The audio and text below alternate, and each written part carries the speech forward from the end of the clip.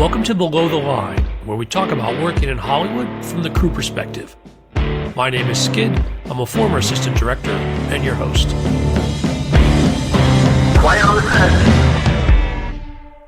Our coverage of the 2023 Oscar nominees is drawing to a close, with 10 episodes already out there for your listening pleasure and 2 more to go. Today, we're talking about achievement in music written for motion pictures, better known as original song, and I'm happy to be joined again by last year's panel. In our first chair, Chris Molanphy, chart analyst, pop critic, and host of the Slate podcast Hit Parade. Always a pleasure. Always a pleasure, Skid. Great to be here. Next, Louis Weeks, media and film composer. Great seeing you. Yeah, glad to be here. Thanks. And back again, Tom Peyton, LA-based composer, singer, and songwriter. You've written and produced songs for the likes of Pitbull, Panic at the Disco, Lizzo, and Ex-Ambassadors, and you're working on a solo album. Tom, I'm really glad you could join us. I'm really glad to be back. Thanks. If you want to learn more about my guests, go to imdb.com, search for Below the Line, find this episode, and if you click on their names, it'll take you straight to a list of their other film credits. All right, no more delays. The 2023 original song nominees are The Fire Inside from Flamin Hot, I'm Just Ken from Barbie, It Never Went Away from American Symphony, Wahzhazhe, A Song for My People from Killers of the Flower Moon, and What Was I Made For from Barbie. We're going to discuss them in that order, and spoilers are unlikely, but still consider this awarding. Apologies in advance if I mispronounce the names of any artists or the names of any songs, and my guests know they're welcome to correct me, which makes them equally culpable. Okay, first up, The Fire Inside from Flamin Hot, music and lyric by Diane Warren. Nothing can hold you back. No one can kill your vibe. When you got the fire inside. When you got the fire inside. And oh, you're gonna own this life. 'Cause you got the fire inside. 'Cause you got the fire. You got the fire. All right, well, that is Becky G performing. She's the vocal you're hearing on that, and she is the credited artist. Becky G has been a hit maker on Billboard's Latin Songs chart for a little over a decade now, so she's a pretty familiar fixture to folks who listen to Latin pop radio. But, of course, the key name attached to this song is, yes, let's say it again like we say it every year, Diane Warren, the songwriter behind this Flamin' Hot song. This is now, if I have my numbers right, the 15th Diane Warren nomination. As I call her every year when we have this conversation, she is the Susan Lucci of the Best Song Oscar. She has never won. I will give folks the same potted history I give every year, which is that Diane Warren has been a hit maker for almost 40 years now. And really, when I say a hit maker, I really need to divide that in half. There's the half where she really was a hit maker, the writer of such, number one hits as Nothing's Gonna Stop Us Now, Blame It on the Rain, I Don't Want to Miss a Thing. There are songs from the 80s and 90s that you are very, very familiar with that Diane Warren wrote. And then I like to say there's Diane Warren's second career, which is the second half of this 40-year period, where she seems to be trying again and again. And to be fair to her, this is not her so much as the Academy pushing her into this category, trying again and again to score a competitive Best Original Song Oscar. I think it was just last year that she won an honorary Oscar. So she has an Academy Award, but somebody in the music branch has decided, come hell or high water, they are going to get Ms. Diane Warren a competitive Oscar if it's the last thing they do, because they keep putting her in the category. And by the way, the reason I divide her career in half is all of these songs that she's been putting almost in consecutive years every year in the Best Original Song category, they are always for very small movies that very few people have actually heard. This is not like it was in the first wave of her career, where she was scoring songs like Nothing's Gonna Stop Us Now from Mannequin, a fairly big hit, or I Don't Want to Miss a Thing from Armageddon, a huge hit. Now it's kind of like the Diane Warren slot in the Best Original Song category is sort of this preset slot for a song she's written for a tiny movie. So that's my cynical backstory on Diane Warren. I have less cynical opinions about this song, but before I talk any further, I'd love to hear what Louis and Tom think of this song? I think it's a fine song. I'm not sure how much there is to say about it in some ways.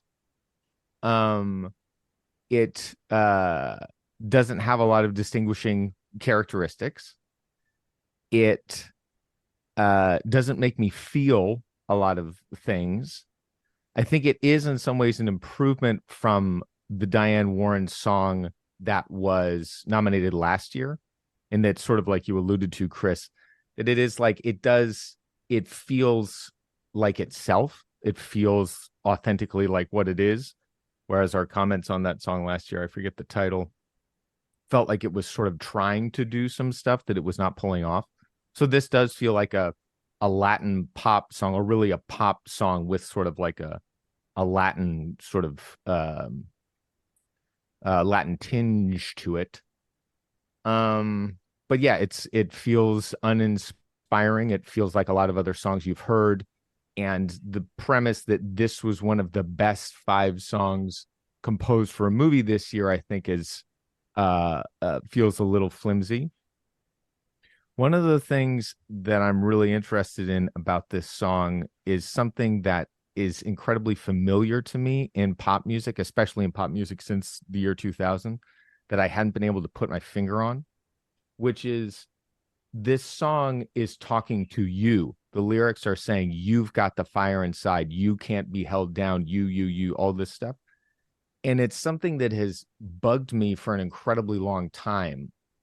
And what I think it is that, okay, let's take I'm going to skip ahead to the John Batiste song a little bit. It never went away. When I look at your face, the feeling still remains. I need you, right? The you in the John Batiste song is an individual person, is somebody that he has very strong feelings about. The you in this song is intended to be everybody, right? The you is this universal you, which makes me feel so alienated and disrespected ultimately. Like the idea that you're just sort of saying, you've got the fire inside, you can, but you aren't actually talking to me. You're sort of talking to this you over my head, or that there was nobody you were actually talking to when you said this. So I appreciate the song for being able to show me this thing that has agitated me in post 2000 pop music for a long time, but it also is a very agitating thing to listen to. Yeah, I mean, I think ultimately my feelings about it, I think you hit the nail on the head for me too, is that it feels particularly formulaic, but not a formula that is relevant, I think, to a very contemporary audience. This is something that you would hear in a particularly conservative ad campaign. You are brand name. You see posters all over the subway. It's like, I am brand name. I am brand name. I am brand name. And there's a kind of desire for it just to make a very generic concept personal by grafting on, basically like slapping a mirror onto it and making you look at yourself. And so I think you're very spot on there. I don't think there's anything in the production or in the performance or in the lyrics. God, this is going to sound so bad, but like this really could have been written by an AI. And I don't mean that to be super cruel. I just mean that, in the music industry, we're all getting very worried about what AI can do. And I think that the conclusion that a lot of people have come to, including myself, is that AI will never fully replace the really, really, really top tier stuff, because the top tier stuff has a level of specificity that cannot be it's considered an edge case. You will never hear really personal lyrics come out of an AI generated song, because they've never been fed into the system, right?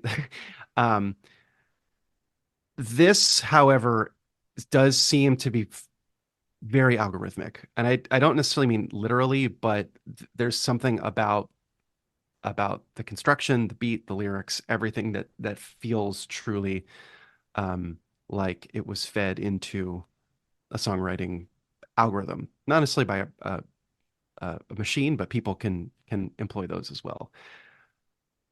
And I think what you get is something that feels very middle. And I don't, I'm having a hard time understanding why this is part of the list. I understand why everything else is on this list. But it also has zero self-awareness or like sense of itself, which a lot of the other nominees have a sense of self-awareness.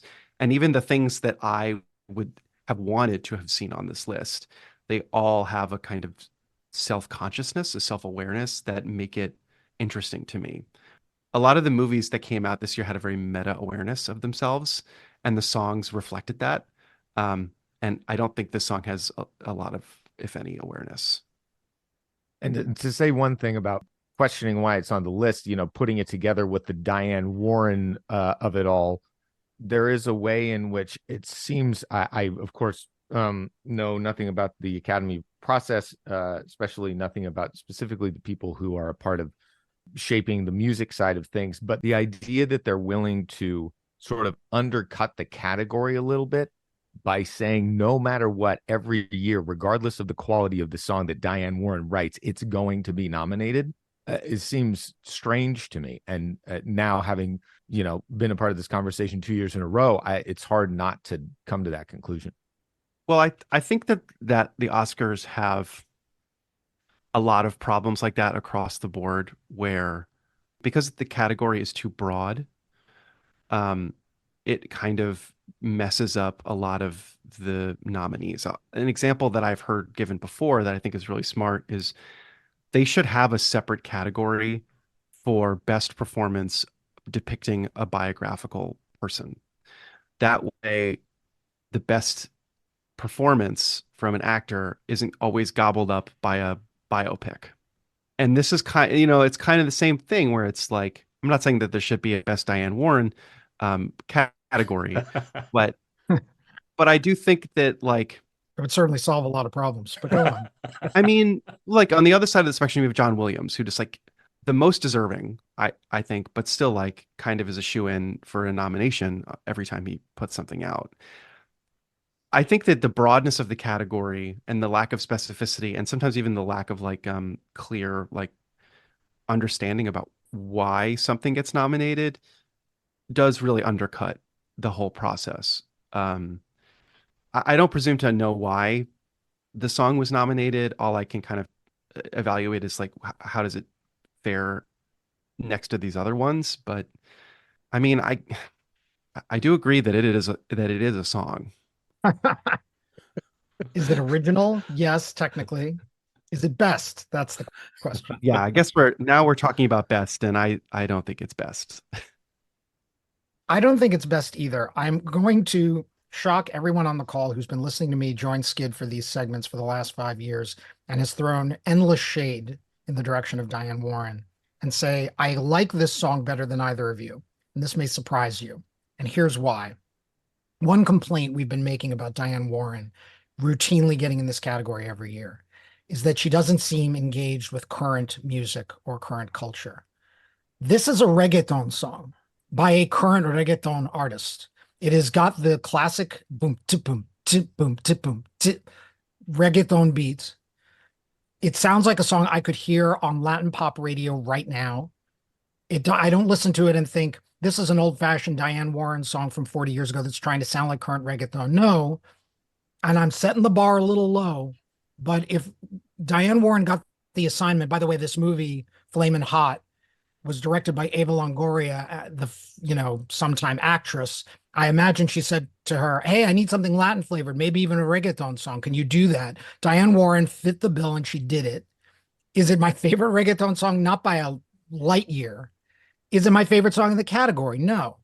But I give Diane Warren points for being current for once, for doing a song that is credibly I think the thing you guys are both pointing out, even with the AI comment, is that there is something a little generic about it. Yeah, it's kind of a generic Latin pop radio record. And call me the Billboard guy on the panel here, but I'm like, I ain't mad at that. I'm not saying I am gunning for this to win, although I will say, I've said this in previous installments of this segment. We got to just give this woman the damn prize already so that we don't have to lose this fifth slot in this goddamn category every year. So if voters are out there listening, hey, look, fine. If you want to give it to her this year, please just give it to her this year so we never have to talk about her in this segment again. I would appreciate that. On a 10 scale, it's a 5. It's not, a 9 or a 10, but when I put it on for to prepare for this segment, I was like, all right, Diane, being current, good for you. I was almost pleasantly surprised, and maybe that's because my expectations were just set so low. I guess I hear what you're saying. My thought about the nature of the current aspect of the song is that I would ask you, like, is it current? I think that there's, and in a way, it's the only song in the category that attempts to approach like anything regarding pop music today. It's not a ballad, which can kind of like transcend a lot of ideas of what is contemporary. It's also not a retro thing like I Am Ken.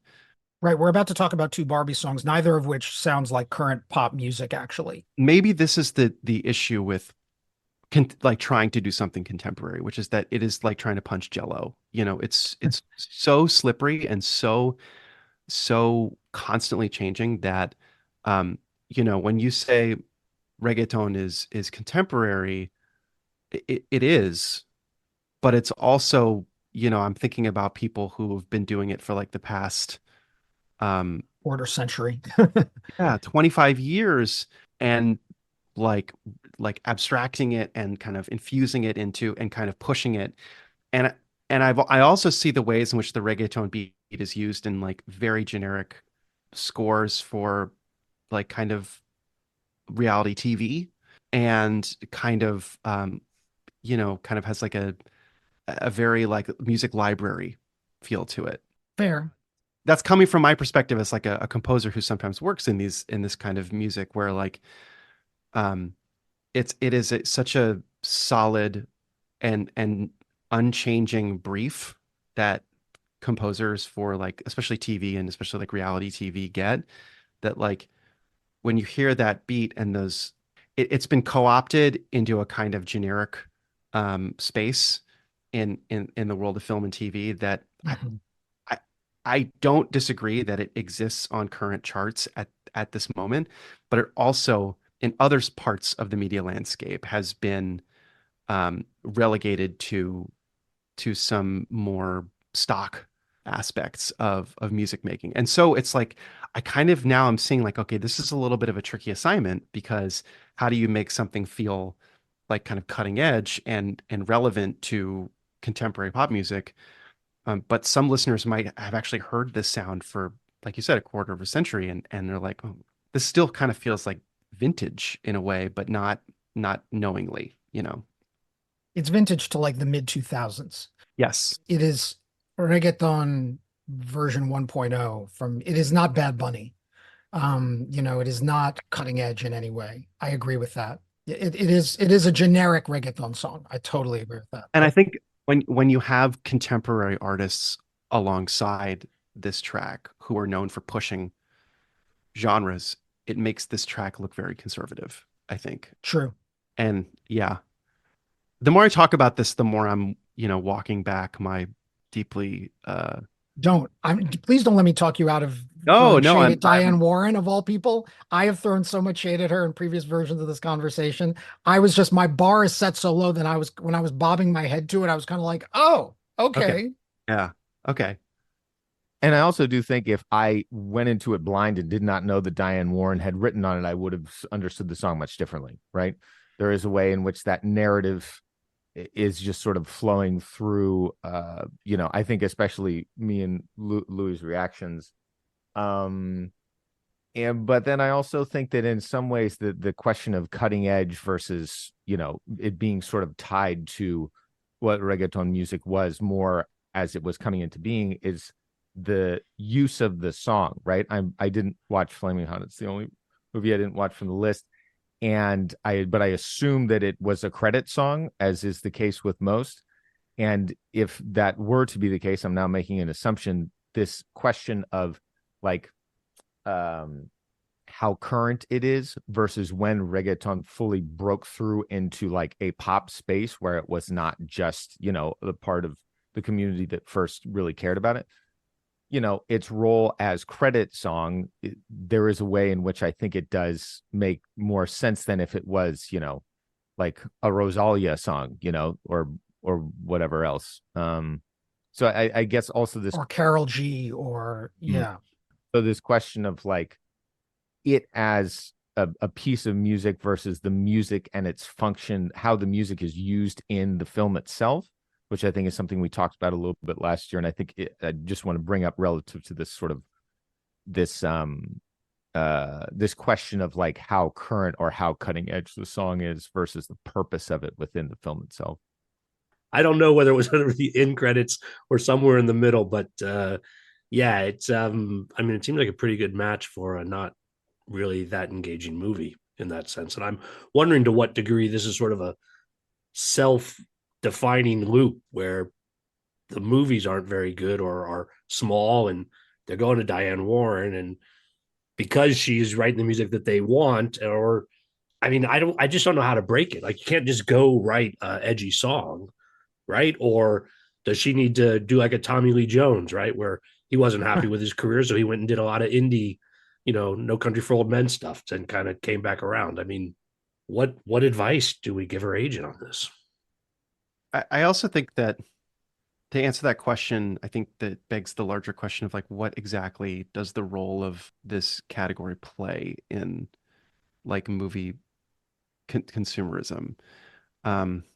It makes sense in a kind of music theater tradition, I think. And back in the day when the Disney animated movies were like cleaning up in this category, and I don't know if this is as relevant a category as it used to be. And so I think that as the movie landscape gets atomized into all different types of viewing experiences and all different types of budgets and all different types of platforms and all the different ways that music is used in films, is like, which is great.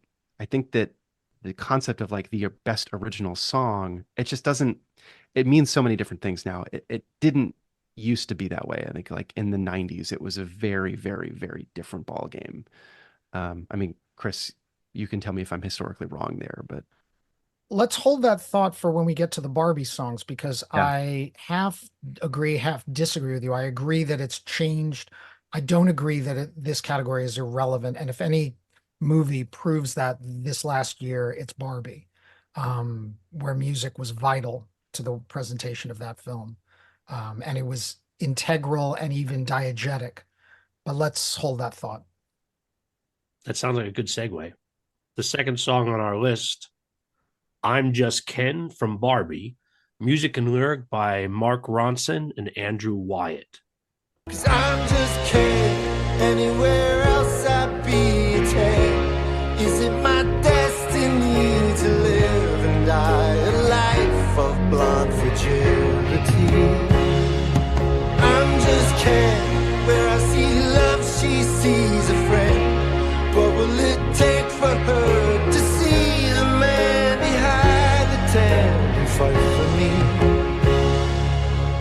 me? So I'd be surprised if anyone listening to this podcast is not aware of what this song is and what function it plays in the movie it comes from. This, of course, is Ryan Gosling, the actor who plays Ken in the movie, doing a kind of, let's call it an American in Paris style fantasy ballet sequence in the middle of the movie that stops the action in the movie dead for a delightful reason. Ryan Gosling is not really a singer. He did some of that way back in his Mickey Mouse Club days in the 90s, but Obviously, he's primarily an actor who's moonlighting as a singer here. This did get him on the Hot 100 for the record. I think the song only peaked at number 87, but in a way, that's the glass half full because it's remarkable that it cracked the top 100 at all. It's one of two songs on our list from Barbie. And one of the interesting backstories of this year's Oscar race, obviously, we all know about the quote unquote snub, and I put that in scare quotes, of a couple of the principal people behind Barbie, including in the Best Director race where Greta Gerwig was not nominated and where Margot Robbie was not nominated for Best Actress. For the record, they were both nominated in other categories, so they are Oscar nominated this year. But there's been a great deal of froth online about the fact that Ryan Gosling was nominated for Best Supporting Actor, the Ken character, and that somehow this is antithetical to the very meaning of what Barbie, with its feminist bona fides, is about. And in this category, since we're about to talk about a second Barbie song, there's a similar tug of war between, do you go for the fun Barbie song or do you go for the song sung by a woman and much more heartfelt, which we'll be talking about in a few turns here. And I don't want to bias this discussion in any way, shape, or form, but I can make the argument either way, assuming that a Barbie song is going to win this category, which it seems most people are half predicting. But let's, I guess, talk about the song itself, which, by the way, was written by the producer and songwriter Mark Ronson with a couple of his collaborators, and he will be the one to actually take the prize should I'm Just Ken win. Yeah, I think that this song is a very effective moment inside the film, and it was a lot of fun. I'm kind of like so-so on the song itself, and I found myself thinking almost exclusively about Meatloaf when listening to this and Jim Steinman, and wondering about, like, Nice. what would have happened if they pushed it farther. I think that there's a kind of like, If Jim Steinman had written it, the song title would have been about 12 words long. yeah, that's true. I may not be Barbie, but I'm also just Ken. It would have been Yeah. something like that. I'm cool with it. I think that the Meatloaf-ness of this song does a really good job of kind of capturing the parody of a very vulnerable dude who doesn't have any self-awareness. And I think like the story really needs something like that. From a music perspective, I just think it could have used, like, I wish that the song turned the dial up to like 11.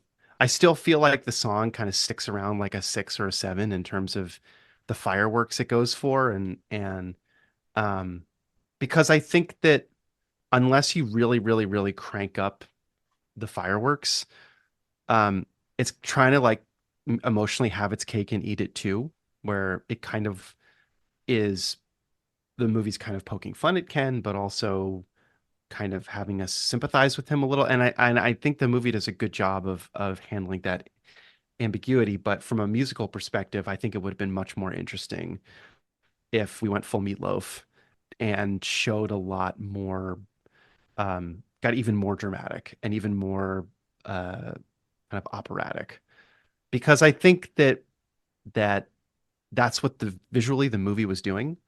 And I think the fact that this song charted makes me feel a little less comfortable with it as a set piece. Like, I think that if it was going to be a set piece, it should be so over the top and so bizarre and so dramatic that it could never chart. That would be like my ideal. That's funny. So my feelings about this song are, it's cool. I really like it. I wish it went a lot further. And it's references to me as a kind of 80s Bat Out of Hell vibe of male fragility are it's a cool reference, and probably one that Mark Ronson was very aware of. I just wish that it was more, and I found myself listening to Meatloaf a lot when thinking about this song. I love that. The only thing I'll interject before Tom talks is I think it's possible that they very intentionally wanted to make a Meatloaf song, but because you don't have Meatloaf's voice, you only have Ryan Gosling's voice. That's why you wind up with a song that's Exactly. a 6 on an operatic scale or a 5 rather than an 11. Yep. I think you're right. Yeah. I really like it too. I really enjoy listening to it. I mean, I like the music it is referencing, Meatloaf and Queen, and we could think of a few other things. But Louis, I think you're making a really interesting point about how far they push it. And there's another aspect of the composition itself that comes to mind with you bringing that up, which also then ties into a couple other interesting things, I think too. It's basically 4 sections to the song, right? There's the intro, that I'm just can anyone else with me, that, and then it returns again at the end. And then in the middle are 2 sort of instrumental interludes, right?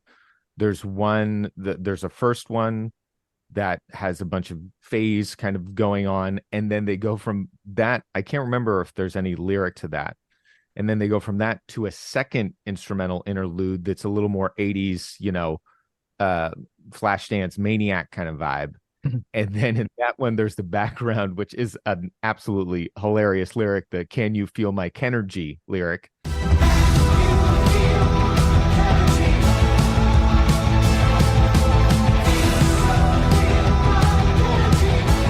But it does mean that in terms of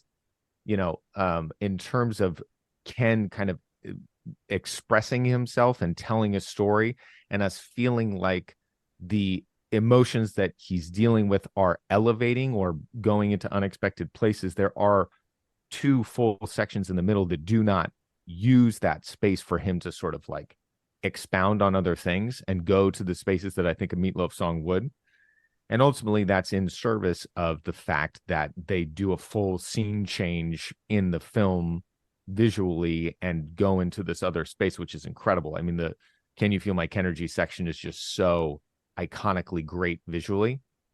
But I think as a piece of music, there is a sense of like, okay, this is fun and exciting, but the guy that's talking to you sort of disappears in the middle of it, which then, like we're talking about, the idea of it charting and being 87, it's like the premise that in a song that people are just sitting down and listening to, the narrator disappears is kind of strange.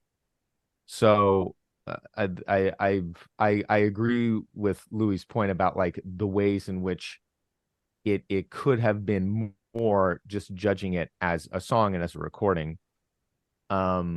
But I do really enjoy it. And again, we're sort of caught with this thing of what's the purpose of the music relative to the film, and then what is the music on its own. And then that also becomes something that Lou, you brought up earlier about self-awareness. I mean, we've now entered a zone where the self-awareness is through the roof. And even in the composition itself, that it's my ability to judge the song, it does feel sort of compromised. And that it's like, well, yeah, I like the music you're referencing too, and you did a good job of using that music to express the feelings of this character, but the device of it is so on the surface. In some ways, I feel like self-aware music at its best, the device is there, but then it sort of like props up whatever you're trying to convey, whatever the feeling is you're trying to convey. This one is so device forward that it starts to obscure things a little bit. Yeah. Right. Like I'm now being really critical of it, but I do really like it, but it's complicated. It's a complicated piece of music. Well, I think the music's relationship with the film is a complicated one as a whole. I think when I think about I'm Just Ken, and I think about another moment that maybe stole its thunder musically, was the Matchbox 20 song. I was going to bring that up. Yeah. To me, that's the great Ken musical moment as music specifically. We just might feel good. I wanna push you around. Well, I will. Well, I will. I wanna push you down. Well, I will. Yeah, I mean, I think it's tough. It's apples and oranges because that's a licensed song, and not an original song. It could never make this category. It's a 30-year-old song, etc. Yeah, but I think in terms of kind of the its relationship with pop culture and it being meta, and the kind of commentary that it's making, I don't think that this is the best Ken musical moment. But that, again, it's unfair because it's apples and oranges. It's apples and oranges, but I totally agree that the great Ken moment, musical moment, specifically musical moment in the film, is the sing along to Push by Matchbox 20.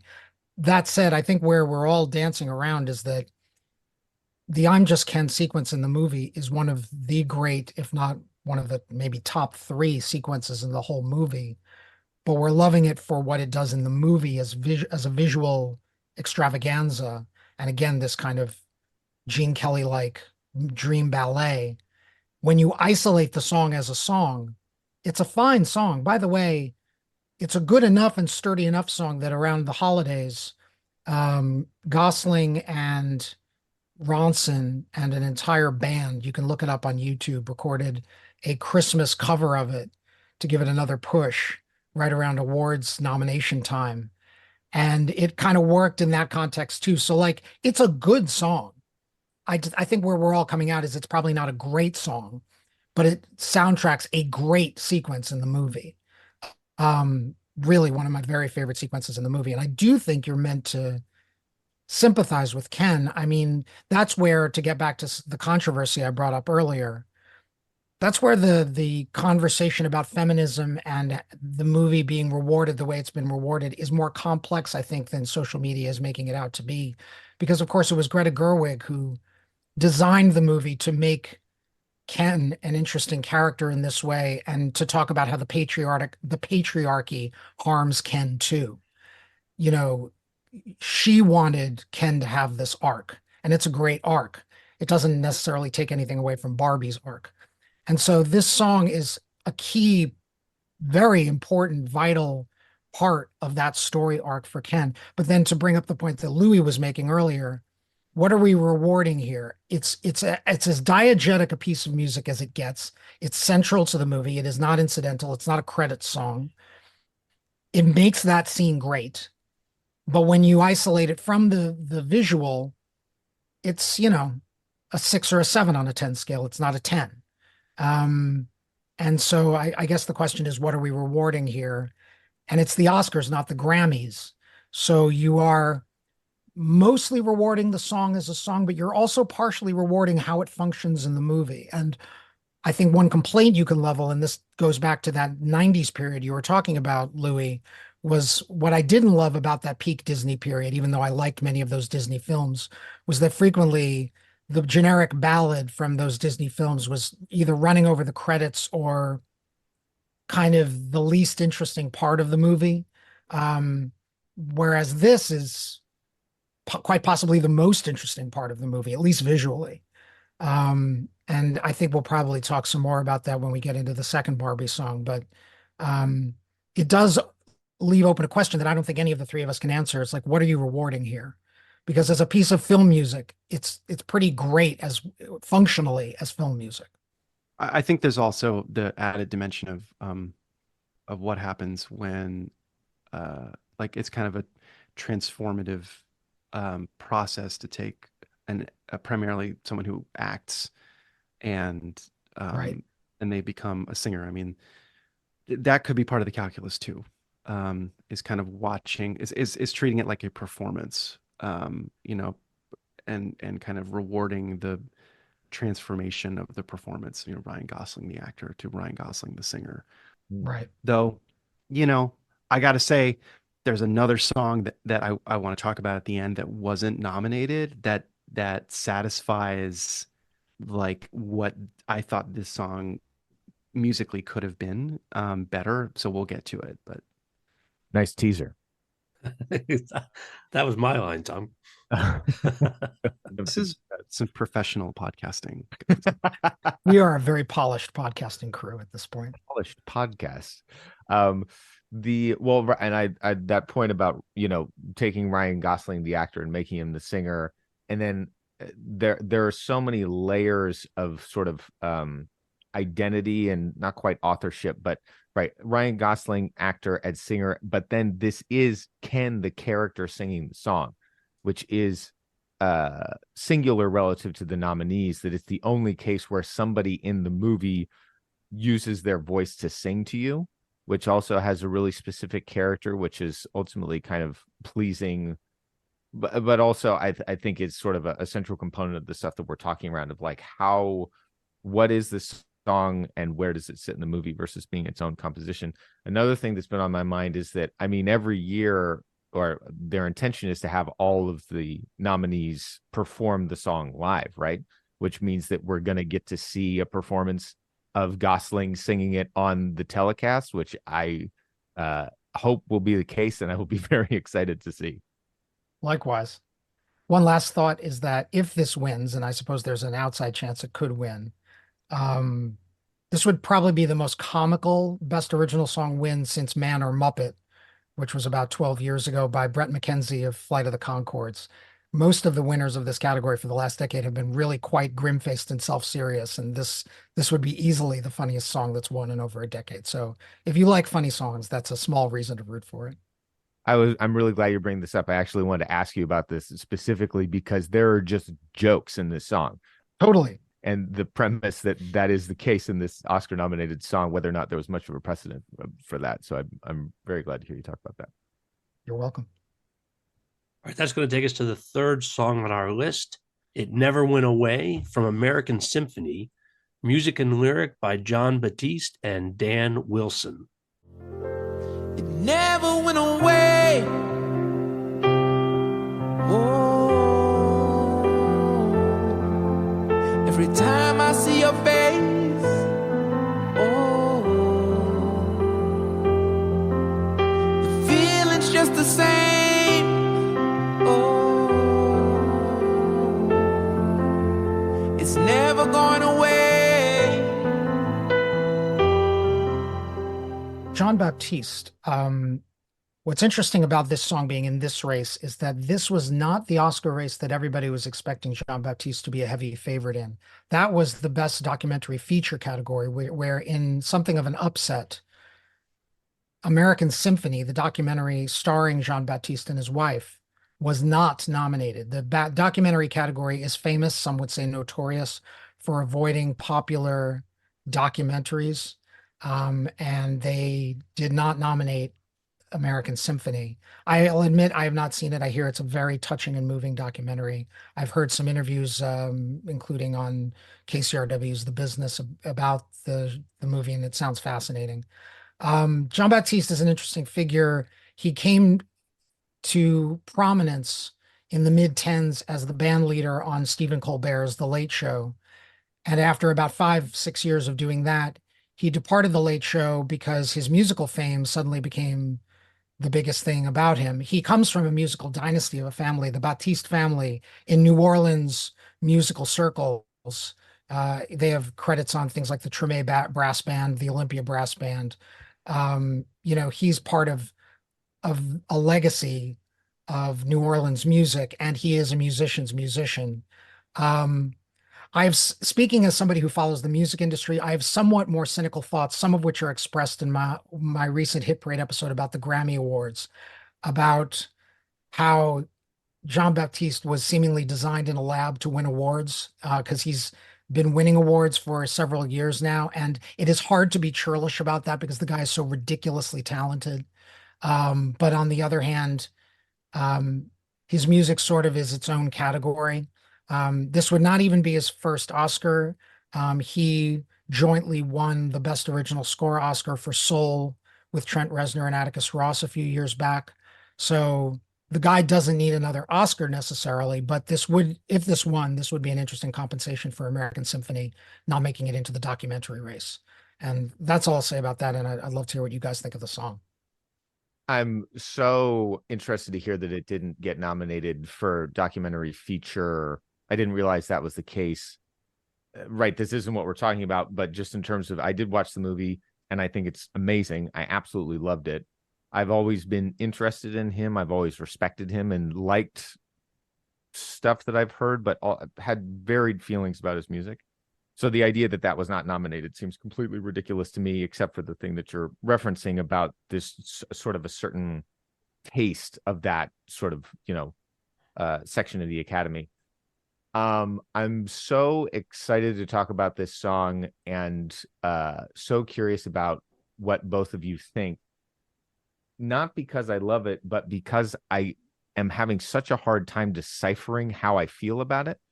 I loved the movie. There are a lot of musical moments that I really love in the movie, including him playing solo piano at a couple of the shows that I thought were just incredible, brought me to tears. And so by the end of the movie, I'm just so engaged in him as a musician, him working through the symphony with the all of the different players, sort of like taking their input, sort of doing improv with the full group as they're getting ready for the performance. Just I'm so excited about him as a musician by the end of the movie. And then this song plays, and I'm just so ready to love this song, and I do not. And I still feel confused about why I don't. I have a lot of respect for him, a lot of respect for Dan Wilson, the songwriter and producer that he wrote the song with. And everything about this feels lined up for me to just love it. The emotional character of the movie, his relationship with Suleika. And it just doesn't make me feel the things I want to feel given all of the components that I know are in there. And this also sort of relates back to a conversation we had last year talking about a number of the nominees about when something is simple and classic and when something is simple and lacking. And there's something in this song that feels like it falls on the simple and lacking side, but it's like so close that I'm frustrated by it. Because even the title, It Never Went Away, is a great title. There's a story in those 4 words. You know, the it of it is so obvious immediately. And then what are the lyrics after that? Never went away. Every time I see your face, okay, we're in trouble a little bit. It never goes, or it's the feeling's just the same. It never went away. And so by the time it makes this promise at the beginning of the chorus, where I'm like, yeah, okay, do it to me. And then it's the every time I see your face is that feels like a point at which the song turns to like simple and lacking because it's just too commonplace, too cliche. You've heard it too many times. Anyways, obviously, I'm kind of speaking with passion because I've had a lot of feelings about this, and this is my first chance to sort of get them out. So I'm really curious to hear what you guys think about it.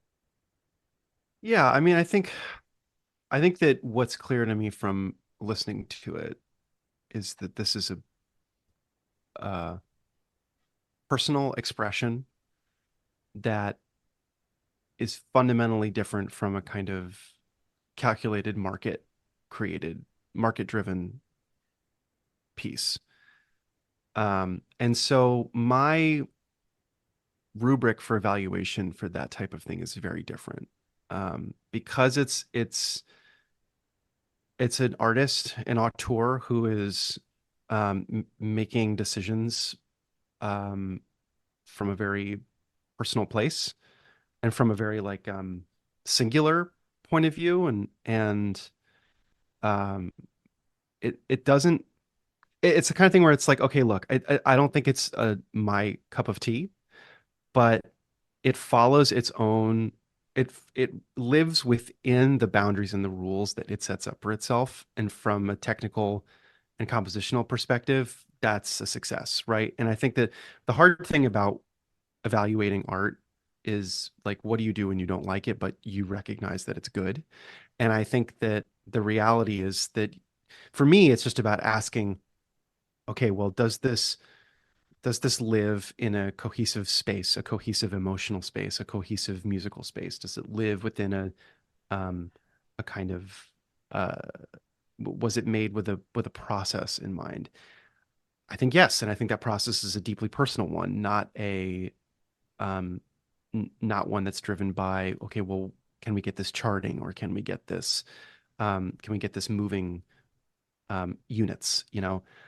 So I think it's a success for the piece, but it's not a piece of music that I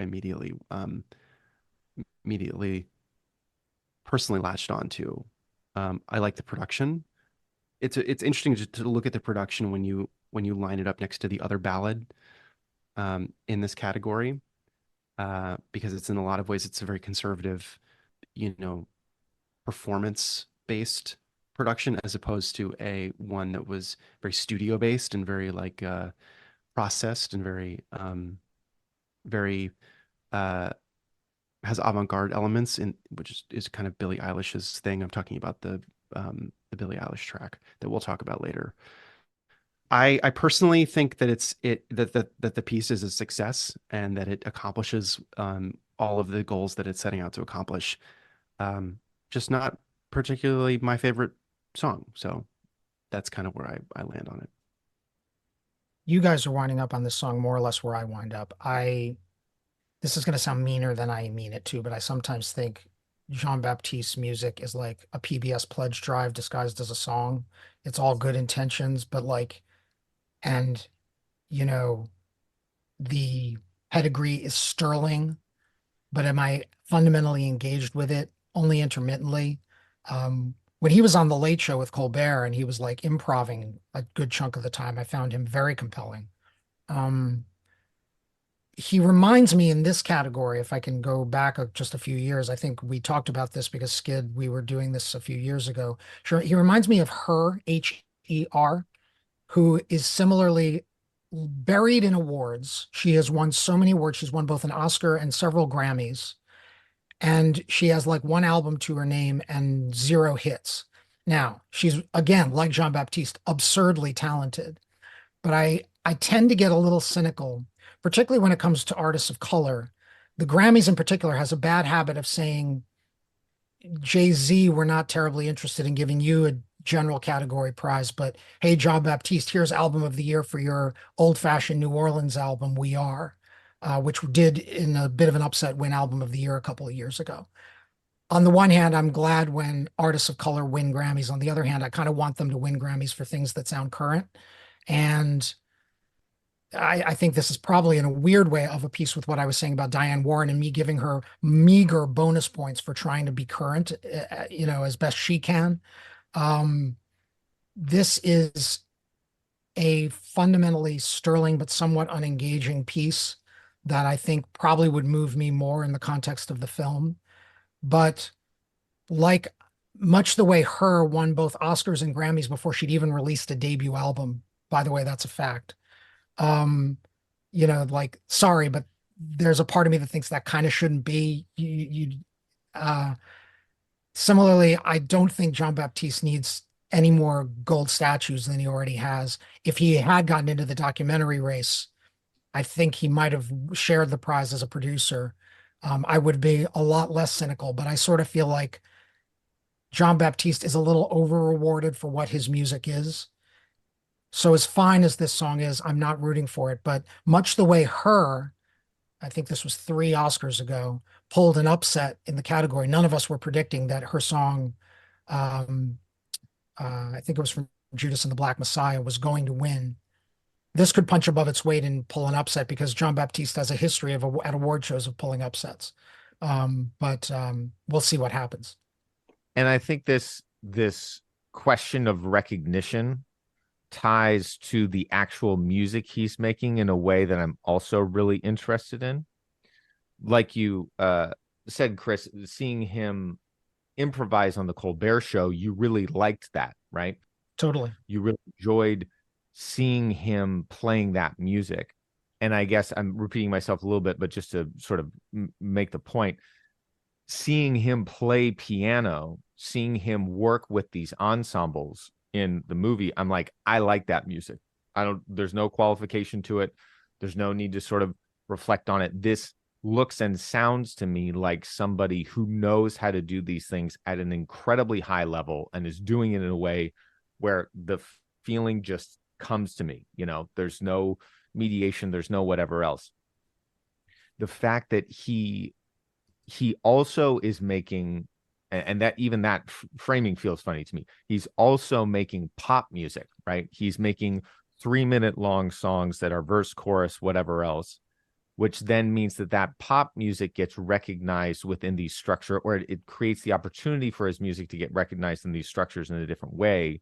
Right. It feels strange relative to the fact that I don't think that music that he's making is as compelling or powerful as this other stuff that he does.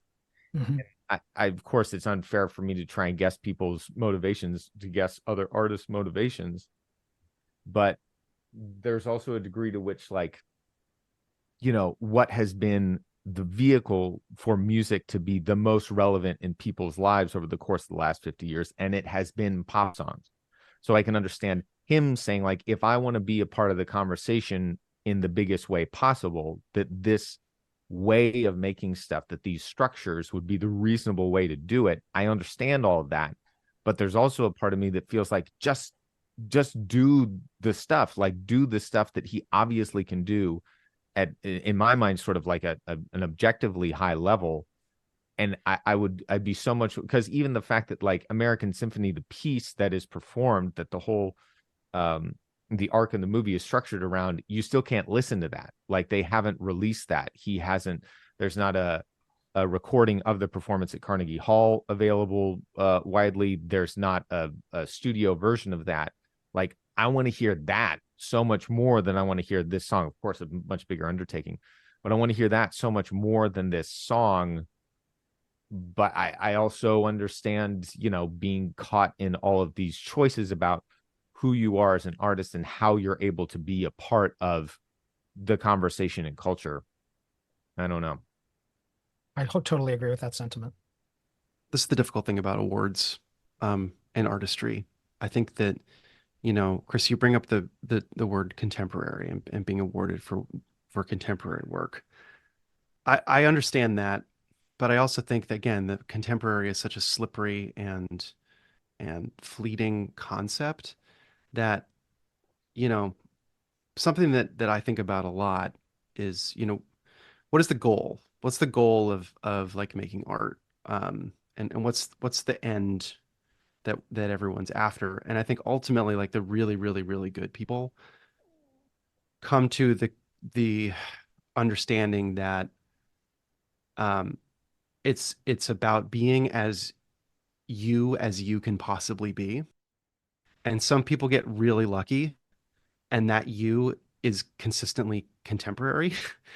And some people get pigeonholed into an era for whatever reason. And I think it's just tough when you're dealing with people who are singular, who are people who, like, have become the most themselves that they could possibly be. And they've worked really hard at becoming themselves. And it just happens that it's tied into a time and a place. And so,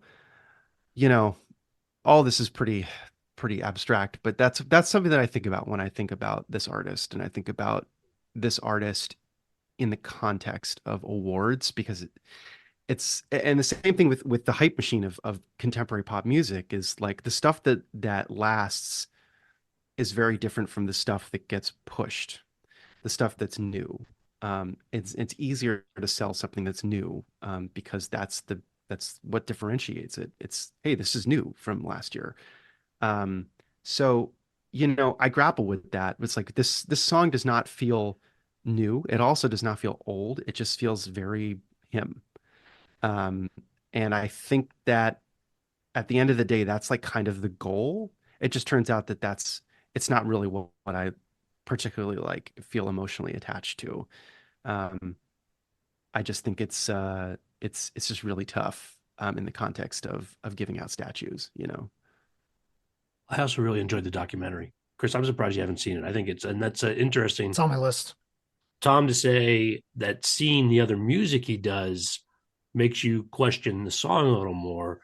For me, not coming from the music space, it's the flip, where seeing the movie and not that he necessarily needed humanizing, but that he's such a real person in the movie and his life and his talent and such, that I like the song more thinking about the documentary. That makes a lot of sense. And I think that this is potentially just our fields coming to bear, that there's a way in which I'm so ridiculously critical about some of these things, and I think that if I was 33% less critical, I would share more of that feeling with you, Skid. So I am conscious of, like, and in some ways it's, a blessing and a curse to spend so much time doing something that you can see all the little pieces, and then there's the flip side of like, you can't turn it off. You can't just enjoy something, because I think you're absolutely right relative to what the movie is. And then for that song to land at the end of it, it's like, yeah, all of this is working, but then it just starts to crank in where I'm like, well, but is it what, all of the analytical stuff is hard to turn off. Well, and make no mistake, all three of you have been invited here because of your criticality. Like, so, don't deny that. Lean into it. That's what we're doing here at Below the Line. The fourth of our nominees is Wahzhazhe, A Song for My People, from Killers of the Flower Moon, music and lyric by Scott George.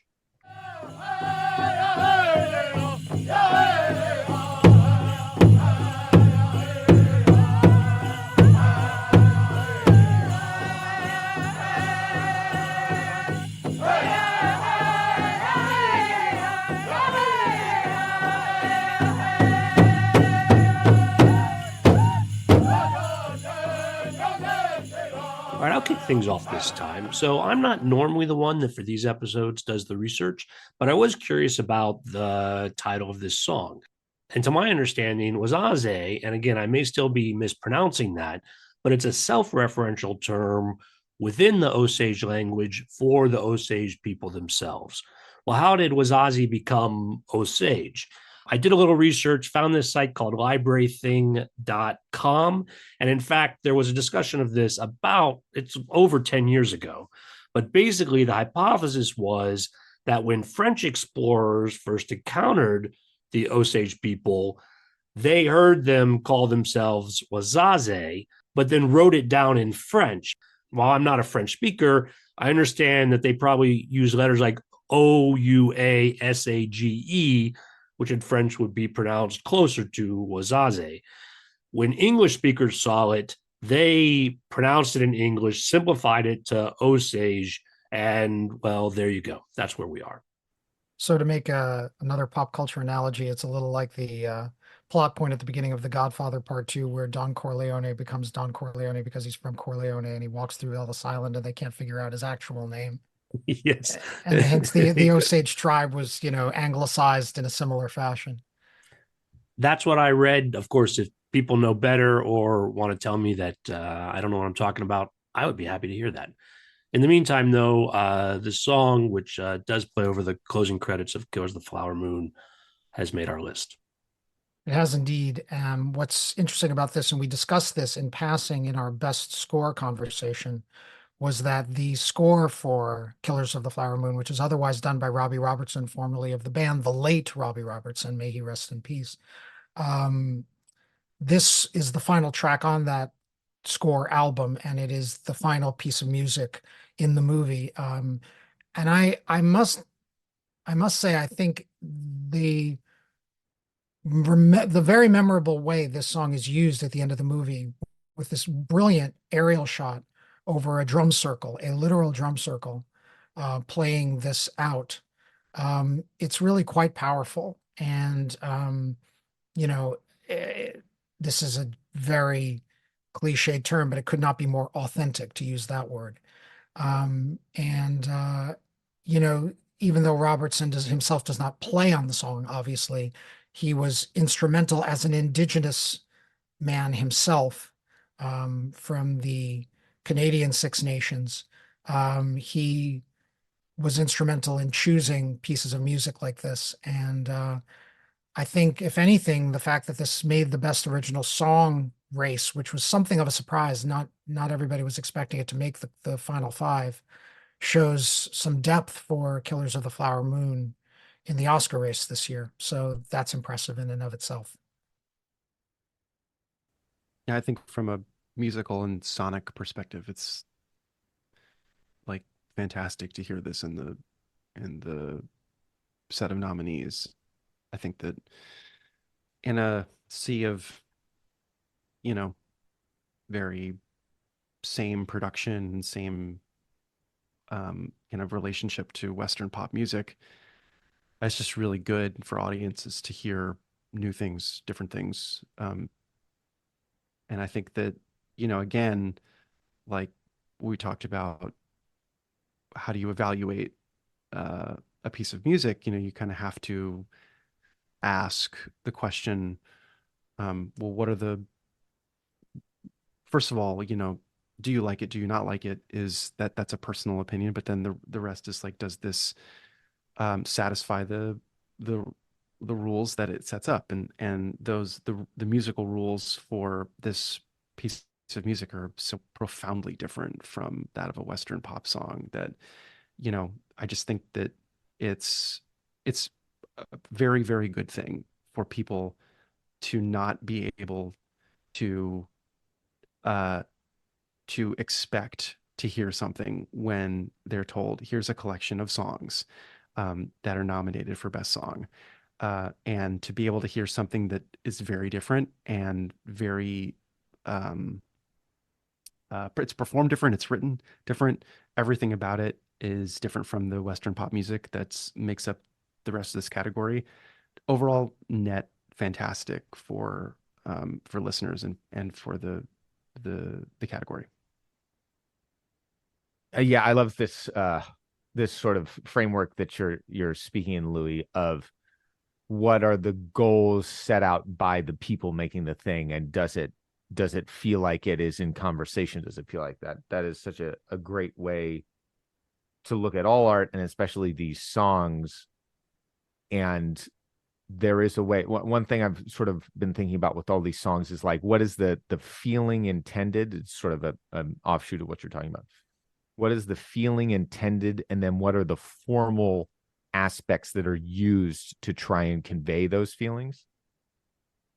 And this piece of music, the feeling feels like a laser beam in some ways, almost compared to some of the other stuff where there's so much artifice, there's so many strategies, there's so much technical stuff.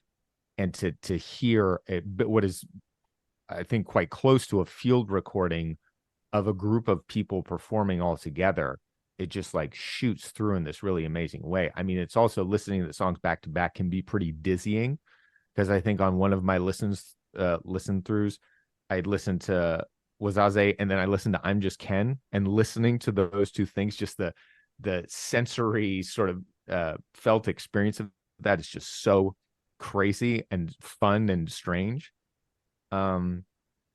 I think also, you know, just thinking about that formal side, we could just go through every aspect of this piece of music, of this recording, and point out how it is so different from, you know, contemporary pop music in terms of a group of people singing all together, in terms of the instrumentation, in terms of one thing that jumped out to me was being recorded to a metronome or not. All of the other songs are on this sort of clock time, which we're all just so used to in terms of so much of the music that we hear. But this is free. This is people just playing with each other. And the moments, there's one big drum that comes in so loud on the recording and always is sort of like pushing the pace, is always a little bit ahead of where everybody else is.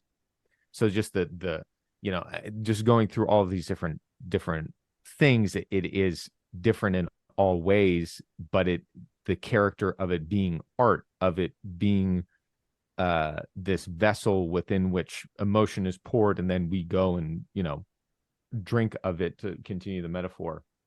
I don't know, it's just so, to hear it placed with these other songs is super fascinating. And also, you know, I read a couple articles with interviewing Scott George, the composer of the song, and him sort of reflecting on what his life has been, that he has been a singer and a drummer since a very young age, and that ultimately any of the Osage music is not written down. It is conveyed from generation to generation and then memorized. And the idea that tradition, ultimately what we're hearing is something that is like thousands of years in this sort of like carrying on. All of it, to just be talking about music and to be talking about these ideas versus talking about I'm Just Ken, where we're saying like, Meatloaf and Queen and other things, and that they are on the backs of music from the 50s, and everything about it is just, it's such a different conversation in a really exciting way, again, to see all these things next to each other. But it does make me start to feel like some of the things that even I've talked about today on the call have been from, like I said, with the John Batiste song towards the end of that conversation, me being critical as like your work and songwriting and whatever else. And this does it feels required to appreciate this as just somebody who cares about art and as a person, right? This is working on a different level. It's working on different parts of who we are than all the other songs. I basically co-sign everything you guys are saying about the strength of this as a piece of music and as a field recording and as a complete change of pace in this category. And that's why I'm so glad it's here. I mean, thinking about it functionally in terms of why it's here, you could liken it, and this is a bit of apples and oranges or apples and pears, let's say. But last year's winner in this category was Natu Natu from the movie RRR, which was Indian as in South Asian, not American Indian, but was the outlier in the category and wound up taking the prize. And I don't think any of us were that surprised that it won. I think it would be a bigger surprise if this won this year. But I like that the category is making room for things that are not in the Western pop tradition and compelling folks to think differently about what a best original song can be. And if anything, this song only pushes that further. I would not be bothered if there were an upset and this were to take it, because again, I found that moment in the movie when the movie wraps up just so powerful. And seeing that drum circle and the concepts of, forgive the cliche, the circle of life, and you know, the way the plot of the movie came back around on itself. I found it very compelling and moving and exactly right. And if we're rewarding that in terms of its function in the film it comes from, this richly deserves to be in the category and even could deserve the prize. Well, another thing interesting for you to bring up, Natu Natu from last year, songs not in English, right? Right. Ultimately, the Academy Awards being an American award, English being the language, however we want to describe it. The idea that a song, and this also makes me sort of think about some of the other things we've been talking about relative to what gets placed into this category, how it has changed over time. And the Grammys, of course, are subject to this as well, where you have Song of the Year, the composition, and the Record of the Year, the recording of that composition. I think a decent shorthand way to put it. And this being Song of the Year, and then only the writers are nominated versus people performing. Becky G is not nominated for Fire Inside, The Diane Warren song, right? which then is also tying us back into what's the function of the song within the film. So it's just the song as it's composed that's being honored within the function of the film, which feels pretty strange. And then especially relative to this, where like, okay, the composition of this versus the recording of it versus what it means for, Osage tribal singers to be singing this song, all feels quite complicated. I lost my thought. Let me get back to it. Sorry, 1 second. No, I think you're driving at a really good point, honestly, about how performance is vital to the piece itself. Right. Sorry. No, that's totally that's great. That helps me get back. And right, the performance of the piece being vital to what the experience of the quote unquote song is, song, recording, film, all these layers of stuff. And then the fact that this song, the composition, as you would write it down, is not in English, right? Is not in a language that I would imagine the majority of people that watch the movie, that listen to the song, could understand. All of that, I think, is really interesting. And like you said, Chris, kind of opening up the category in a way where it's saying, like, here is music in all these different ways besides what it is for us to have pop songs speaking in English at us all the time.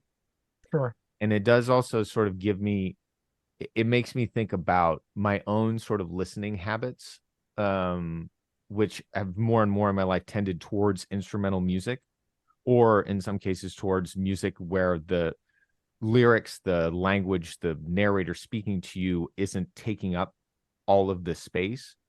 There's something really powerful about that. That's absolutely going on with this song, where it feels like there's more space for me to sort of be there with the music, as opposed to the narrator jumping through and telling me what I'm supposed to feel. Of course, it's just a function of me not understanding Osage, the song being in a language that I don't understand. But there's something about the song that's swimming around in all this stuff in a way that I think is really compelling. I think also too, I mean, you're making some great points that this, forgive me if this is just overly obvious, but one of the things that I'll say contemporary, but that could really go back as far as, like the 1700s, contemporary, like Western European music. It's kind of defined in my mind by the lines that it draws in the process of the music making. So the line between who is the composer and who is the performer, the line between words and music, the line between is how do you consume this? Is it in a performance setting, or are you an audience member, or are you a participant?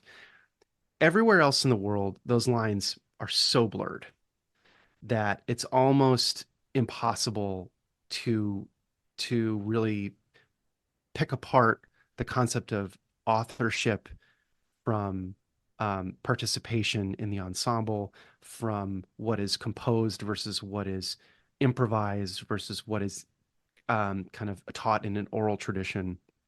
And even something is like, a lot of music throughout history and throughout the world, you can't really pick it apart from like the movement that is associated with the music making, the dancing, or the any type of bodily movement that's associated with it. That's really cool. I think that, especially in an award ceremony, in an award context where we are assigning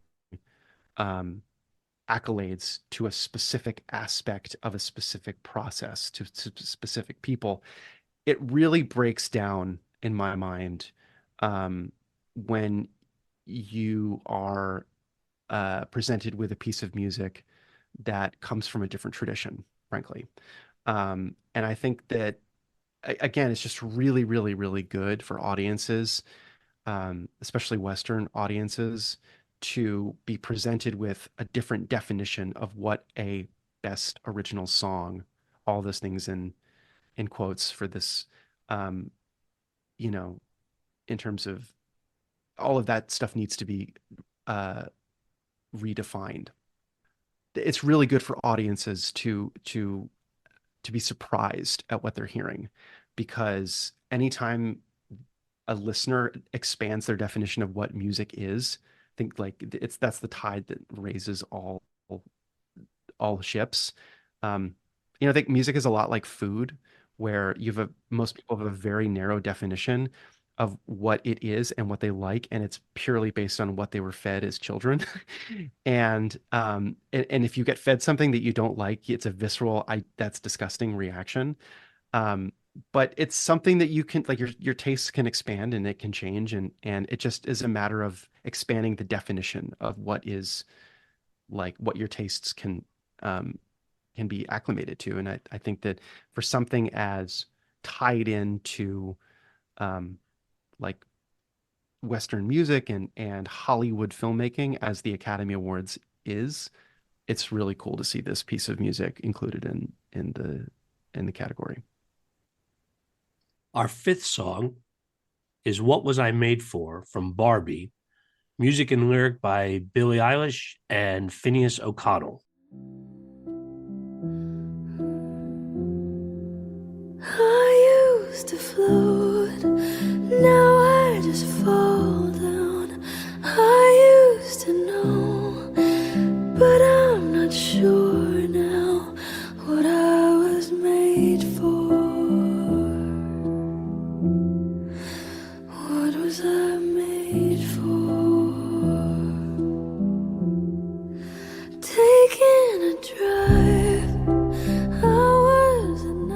Okay, so speaking of artists that are perhaps over rewarded, this is Billie Eilish, the hit-making singer-songwriter who, with her brother Phineas O'Connell, has written a slew of hits over the last 5 years. She, speaking of the Grammys, has won either Song, Record, or Album of the Year 3 out of the last 5 years. She already has an Oscar.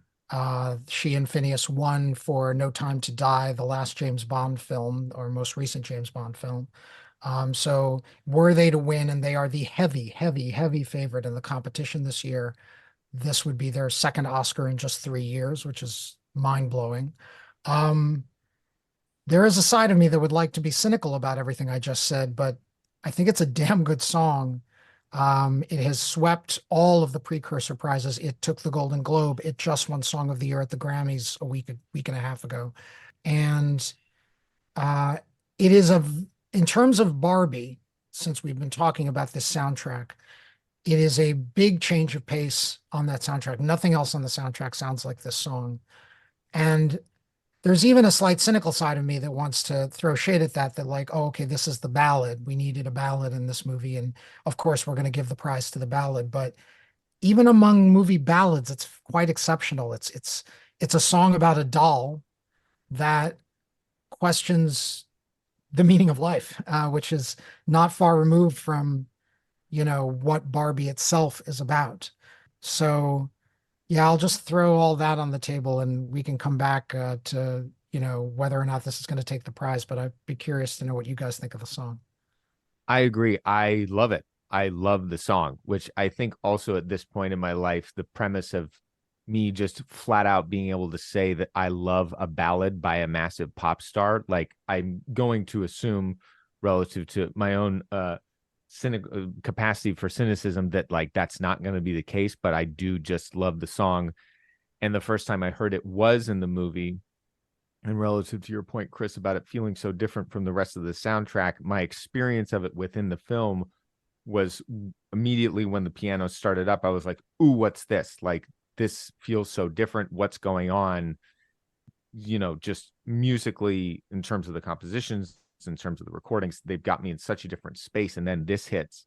And also, I'm just a sucker for Satie in general, and it has big time Gymnepédies sort of vibes to. Oh, I love that piece. Yeah, I'm right there with you.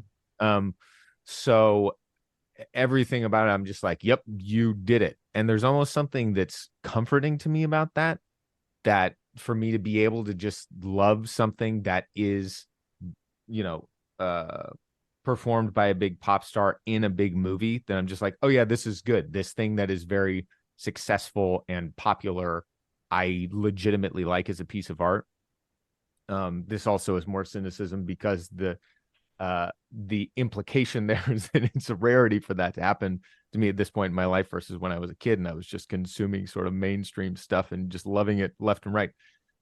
So I really, really like it. And your point about, right, this being from the perspective of a doll, going back to I'm Just Ken is sung by the character, right? It's Ryan Gosling as the actor singing as the character. This is an instance of Billie Eilish, the pop star, the singer, singing from the perspective of Barbie on her behalf. But one of the things that happens almost immediately is that it feels legitimate for Billie Eilish to be singing these lyrics too, relative to the experience of somebody who has been commodified, somebody who has entered into this space of being known by a bunch of people you don't know. So it feels legitimate for her to be singing the lyrics as well, even though they do describe literally what has happened in the movie. And then as a listener, it also feels legitimate to be asking that, for any individual person to be asking that question. What, the meaning of life? Why am I here? The fact that the song works across those three levels, starting from the character to then the person who sings it, then to the listener, is just so pleasing to me, especially along these lines of self-awareness and meta stuff that we've been talking about. Right, I'm gushing about the song, I guess. I didn't fully realize that I was going to gush about the song, but that is how I feel about it.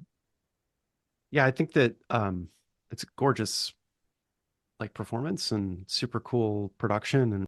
And I think that how they just from a technical perspective, how they, I say they, I'm talking about Phineas as well, and how they work as a team. How they manage to mix her voice and process her voice is like that's the secret sauce for her whole phenomenon. But I think that what's interesting to me about this song is the kind of dark arts alchemy that is music plus moving image. That it's really hard to put your finger on. Tom, you kind of started to talk about this, and I thought you were going there, but I'm going to piggyback off you for a bit here. When you look at this piece through the lens of the other nominated song from the film, I'm Just Ken, it is a literal address to camera from a character that is supposed to deepen our understanding of the character and also supposed to, you know, um, yeah, highlight and in some ways like highlight Ryan Gosling's performance in the movie making experience. This song, however, as a piece of music that is played over montage from the perspective of Margot Robbie as Barbie, actually made me aware that Margot Robbie's performance was far superior to Ryan Gosling's in a way that is kind of like a somersault of what's expected. You think, oh, well, this is an actor really showing us their singing chops on screen. Wow, they're doing a lot. Let me just like give them props. In a way, separating the music making from the performance by using another artist to convey the interiority of Margot Robbie's performance really highlighted just how good that performance was. And I think that that's the kind of like 1 + 1 = like 3 mathematics that is hard to pin down when you're talking about like how does music plus moving image create magic. It's not always clear, but I think it's an interesting, especially with the meta narrative that Chris was talking about how Margot Robbie wasn't nominated for best performance, but Ken was, and they both have this important musical moment. Ken is allowed to sing his, and Barbie gets her sung for her. I think in an ironic twist, this song is more effective. It is better, and it actually tells the audience, especially it told me, that Margot Robbie's pulling off way more than Ryan Gosling is. I don't know if everyone is going to like feel that, but I do think that the song helps highlight that performance in a way that is really tricky and cool. That's such a cool point because it really is to sort of like say another piece of what I think you're talking about. There's a way in which that song is such an incredible summary of what you've been seeing happen, you know? Like there's a way in which it sort of like puts in this, it summarizes what you've been seeing happen, and it also does it in a different medium, right? It gives song, it gives melody, it gives sort of sonic character to what you've been seeing Margot Robbie do with the character, what you've been seeing the character do.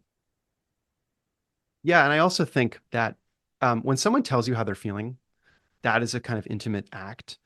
But when you project yourself onto them and you share a sense of empathy, that's even more intimate. And I think that all of us kind of having Billie Eilish in our heads and also in Barbie's head and in Margot Robbie's head as the shared act is just the kind of it's super effective, to use a Pokemon term.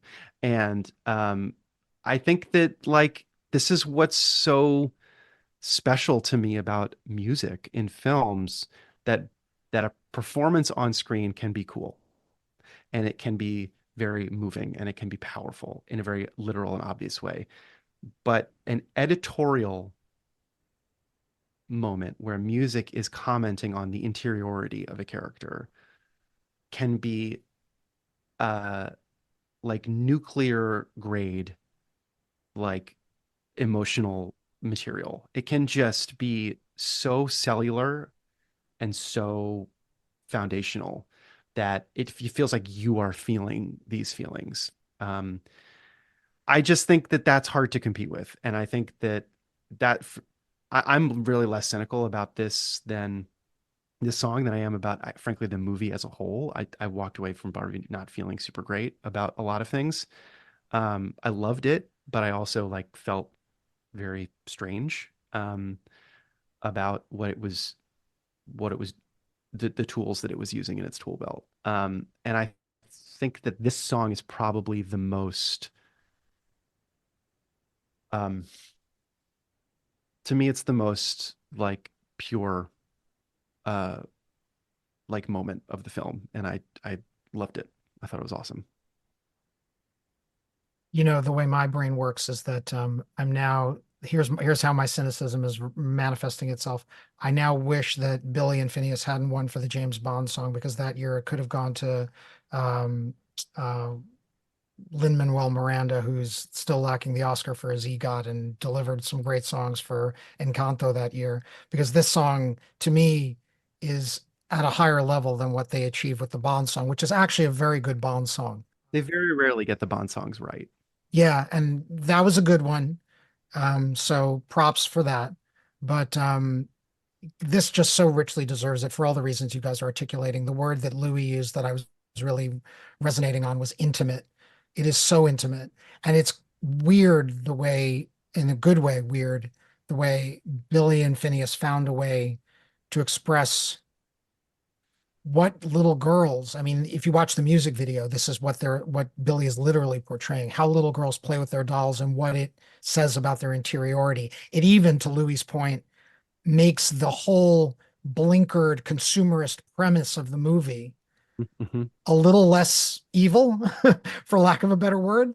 You know, the reason why this movie made over $1 billion is that generations of girls have played with those dolls and used them as a conduit for their imagination. And that is what Billie Eilish is channeling with the lyrics of this song. I mean, as for, you know, Billie as awards magnet, I've been trying to figure out for a couple years now. Billie Eilish pulled off something in 2020 that hadn't been pulled off since Christopher Cross in the early 80s, where she swept the top 4 prizes at the Grammys. And they keep throwing Grammys at her.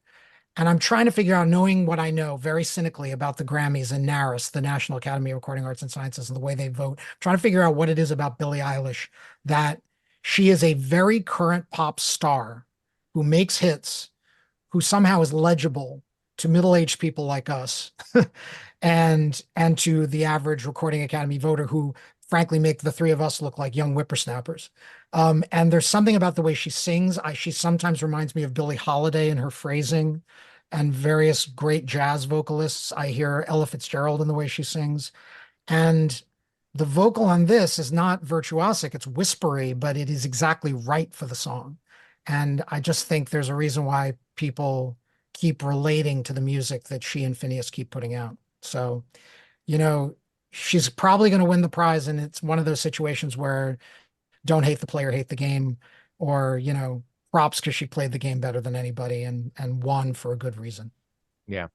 Well, and I think it also is the Super Bowl just happened, the degree to which we're hungry for shared experiences, right? The degree to which culture has splintered, large part based on the internet technology. It's really getting a little tangential, but I'm bringing it back quick.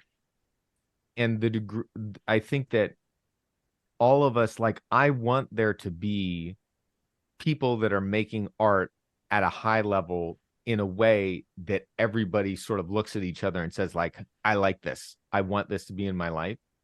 And it's getting harder and harder for people to occupy those spaces. And Billie Eilish is part of a very small community that is in that conversation. Although the question of even those people that are now at the top of the music industry, are they as pervasive?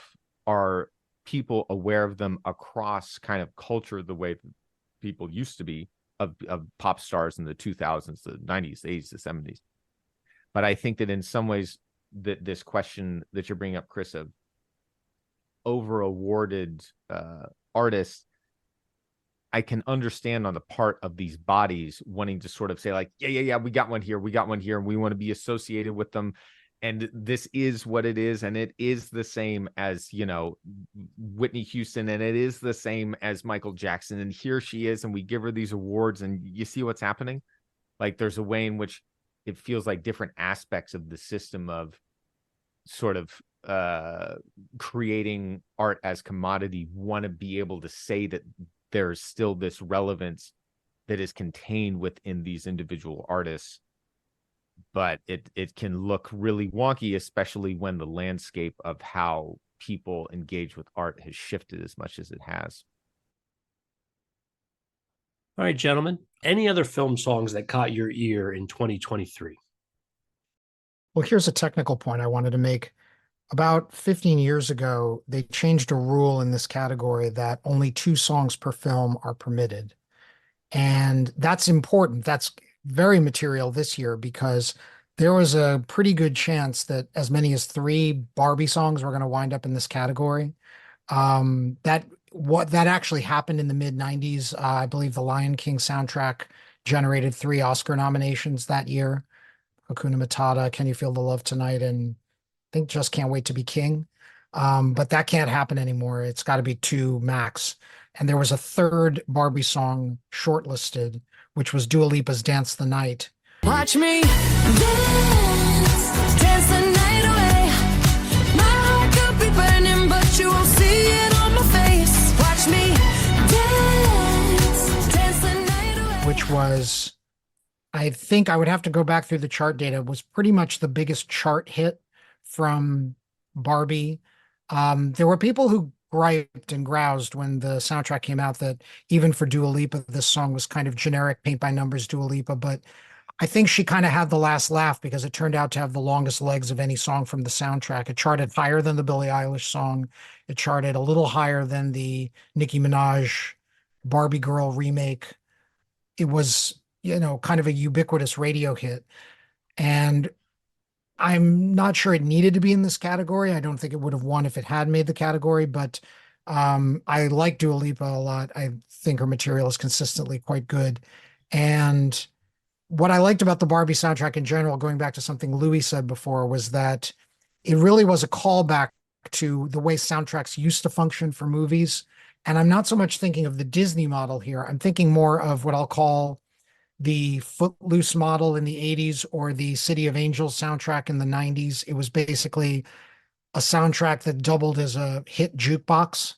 And there was a real variety on there. You had everything from the, you know, very heartfelt Billie Eilish song to the comical Ken song to another comical song by Lizzo to the banger by, you know, Nicki Minaj to this Dua Lipa track, which was just straight up pop. And I don't mind that Barbie is kind of blanketing the category because I thought several of the songs were good. Yeah, you know, I guess I mentioned this earlier. We were talking about I'm Just Ken and a song that I felt like didn't get nominated, but had a very similar function in the film and I think was more effective at what it was doing is the Jack Black Peaches. Peaches, peaches, peaches, peaches, peaches, peaches, peaches, peaches, peaches, peaches. Ah! Oh, yeah. Ah! Peaches, Oh, yeah. peaches, peaches. A lot of people were surprised that didn't make the final 5. Yeah. It's hard to imagine a world where that song wins a prestigious award, but the more I think about it, the more I think about what I'm Just Ken is being nominated for. Peaches kind of is more successful at every turn of what it's doing in terms of taking a classic want song in the music theater tradition and making it explicit and laying out a pretty an extremely hooky and fun and self-referential performance. And then you add on top of it the chops that Jack Black has and the pure just magnetism that I think Jack Black brings to every every vocal performance that he does. I mean, he's truly I think a genius. And again, it's hard to use terms like that with such a goofy song. But a lot of this, I mean, like I'm Just Ken is super goofy anyway. And so like if we're opening up the goof category, like let's just do it and let's give it to Jack Black for Peaches. And this was from the Super Mario Brothers movie, right? Yes, this is from the Super Mario, but I think it's Peaches. It might be Peach. Anyway, it's in loop, on loop in my head constantly. And you know what I love about it is that it's pure, it's just pure Jack Black. And I think that anyone who's ever seen him just riff vocally over his 40-year career at this point, it's very much a kind of culmination of all the things he does super well, which is a kind of bombastic vocal performance, and then like some very musical choices, and then some funny kind of embodiment of the whatever animated character he's playing, which he did so well in Kung Fu Panda. And I just think it's just really, really, really good vocal work, and the song is catchy and silly, and it's just kind of right down the middle, and it kind of gets me every time. Yeah, and given all his years in Tenacious D, I mean, he's really learned how to be a showman. So his chops are pretty serious. Yeah, and also he came to singing super late. I think he was in his 30s when he started making music. I guess it wouldn't be a 40-year career then, but he came to the vocal thing late, and I think that he's kind of the perfect example of an actor who uses their good ear to pick up singing as a kind of secondary tool. And you know, no shade to Ryan Gosling. I think that vocal performance is fine, but it's if we're talking about actors who dial it up and give a fun vocal performance, despite myself, I have to say that I'm voting for Bowser, even though Bowser was not nominated. One song that leapt off the screen to me from Spider-Man Across the Spider-Verse when I saw it was the song Am I Dreamin' by Metro Boomin, ASAP Rocky, and Royce.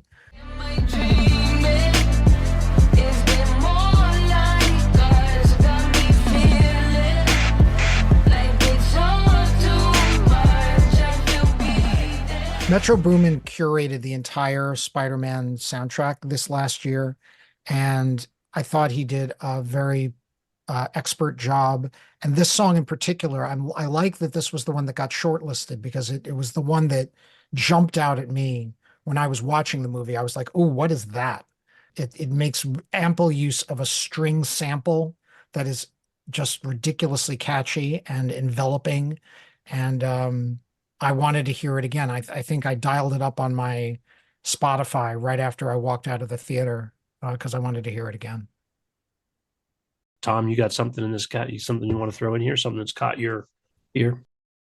Let's see. Right. I'm not sure that I have anything as eloquent to say about any songs that got left off. I'm just looking at the short list now, and the Sharon Von Etten song from Past Lives got shortlisted.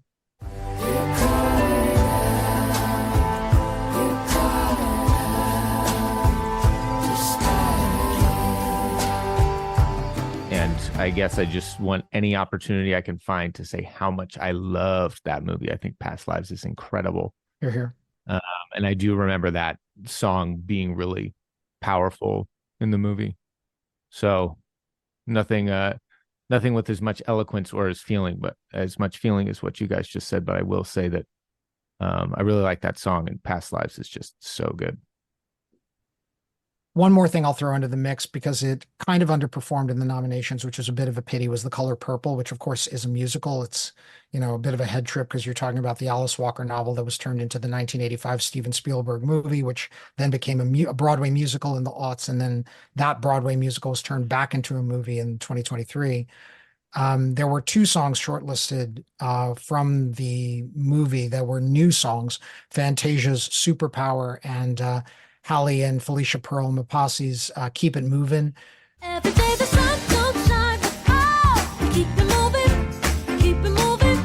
It's up to you the way you choose to go. Keep it moving.